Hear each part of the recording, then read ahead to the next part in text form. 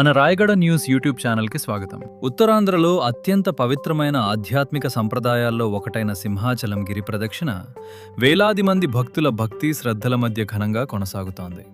శ్రీ వరాహలక్ష్మీ నరసింహస్వామి అనుగ్రహం కోసం ప్రతి ఏడాది ఆషాఢ పౌర్ణమి సందర్భంగా లక్షలాది మంది భక్తులు సుమారు 32 కిలోమీటర్ల మేర కాలి నడకన గిరి ప్రదక్షిణ నిర్వహిస్తారు.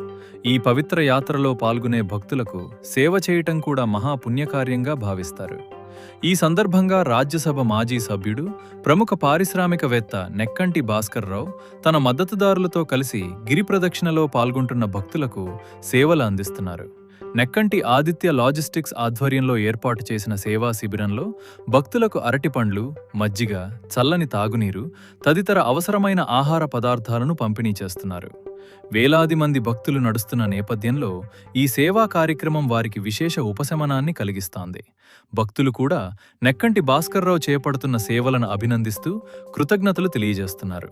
ప్రతి ఏడాది గిరి ప్రదక్షిణ సందర్భంగా ఇదే విధంగా సేవా కార్యక్రమాలను నిర్వహిస్తూ నెక్కంటి భాస్కర్రావు తన సామాజిక సేవా దృక్పథాన్ని చాటుకుంటున్నారు.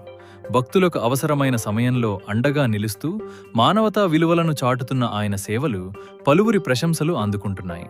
ఇలాంటి తాజా వార్తల కోసం మన రాయగడ న్యూస్ యూట్యూబ్ ఛానల్ను సబ్స్క్రైబ్ చేయండి.